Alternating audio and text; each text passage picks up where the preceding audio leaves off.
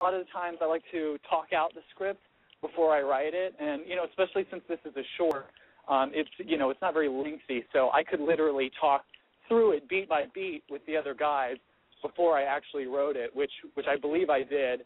We wrote a draft of it, and then we wrote a second draft based off of the notes from the group, and some more funny visuals that we wanted to stick in. But I mean, it was essentially 2 drafts, and we filmed it about a week later.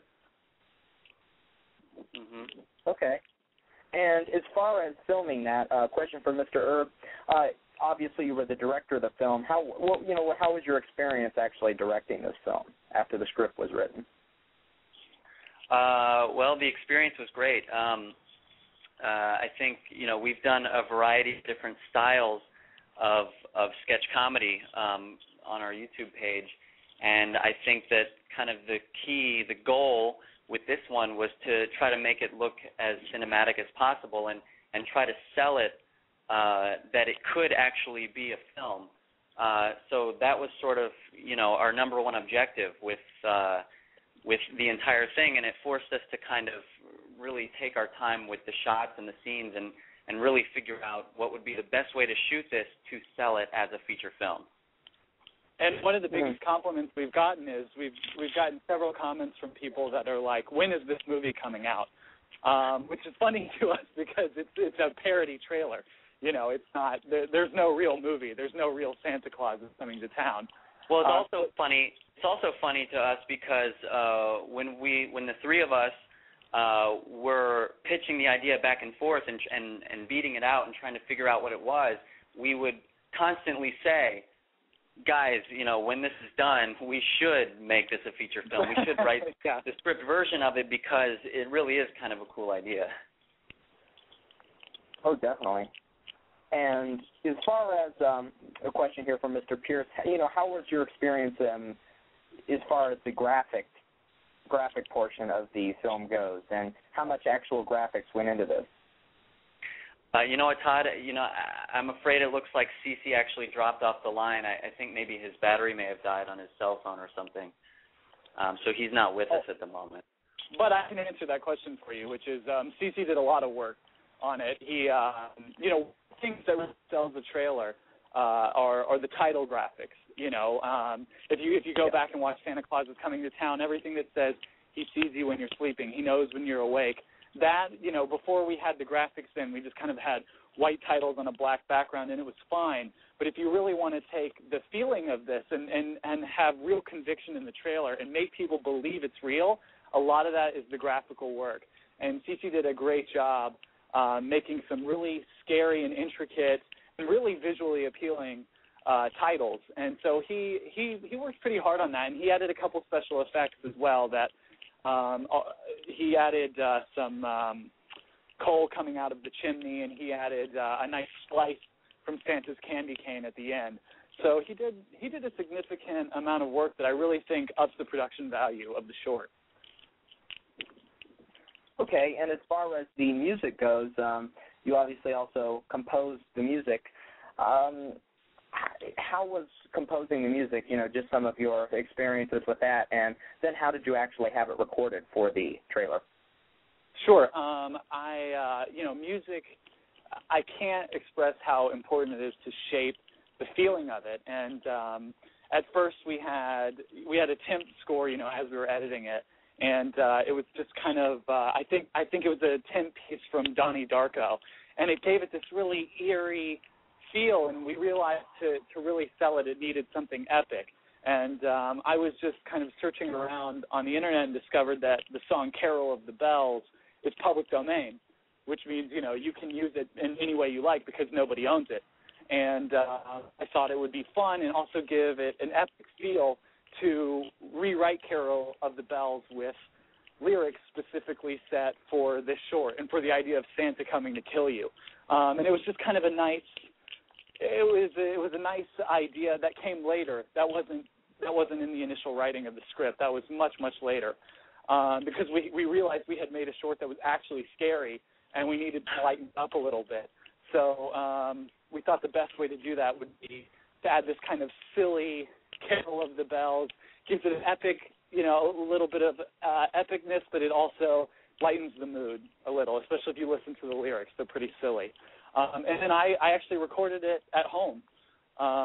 You know, there's so much great technology these days to be able to do it sitting at your computer desk in your own home, and that's where I did it. And I had a couple friends, my friend Kellen, my friend Samantha, help out and sing the song with me, and I think it turned out great.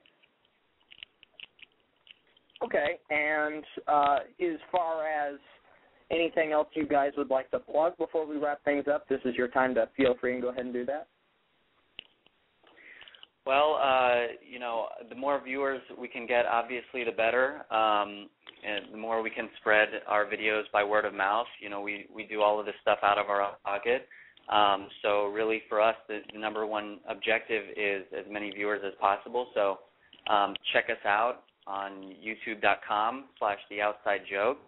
Also theoutsidejoke.com. And I don't know, what else, Alex? Yeah, and, you know, we have a Facebook page, too. So, you know, go become our friend, become friends with The Outside Joke on Facebook. And we also have a Twitter, of course, because how can you not have a Twitter these days? And that's The Outside Joke, all one word. Okay, and I really want to thank you guys for coming on tonight. I really appreciate it. Thank you, Todd. Thanks, Todd. All right, have a good night. You too. Bye. Bye-bye. Okay, thank you very much, guys, for coming on. The cast and crew of Evil Santa, or Santa Claus is Coming to Town, whatever you want to call it. It was a trailer, obviously, so for those of you who were really looking forward to seeing the full version of that, which I was myself, now we find out it was just a trailer. Son of a bitch. But as you know, as they talked about, they may actually turn that into, you know, a feature film or a short film or something to that effect. So that's definitely something interesting. But anyway, for those of you just joining us, let me reiterate we're having Skype problems, and Blog Talk actually has a notice up, which is why my voice probably isn't sounding as clear as it should. I am talking over my cell phone right now rather than using my headsets and Skype, because Skype is not able to connect, and there's server problems, so it's not connecting and not connecting to Blog Talk. So all us hosts have to use our phones, damn it. But nevertheless, what we're going to do now is we're going to take a quick commercial break. But before we do so, here is a horror movie quote, and I want you guys to call in and tell me which movie it's from. Call in on the guest call-in number at 1-619-393-6766. Again, that is 1-619-393-6766. And here is the quote. Pain has a face. Allow me to show it to you. Gentlemen, I am pain. There you go. I am pain. Call in and tell us what horror movie that is from. And we'd be happy to get you on the air here.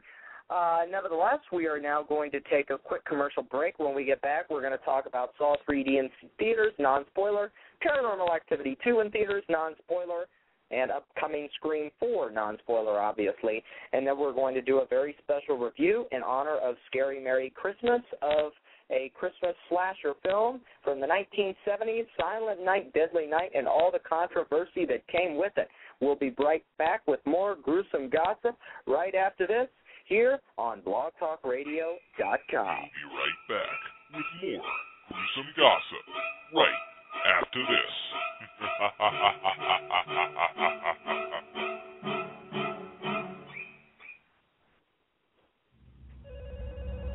Robert's residence. Welcome home, Sydney. You're a survivor, aren't you, Sydney? What good's it to be a survivor if everyone close to you is dead? You can't save them. All you can do is watch.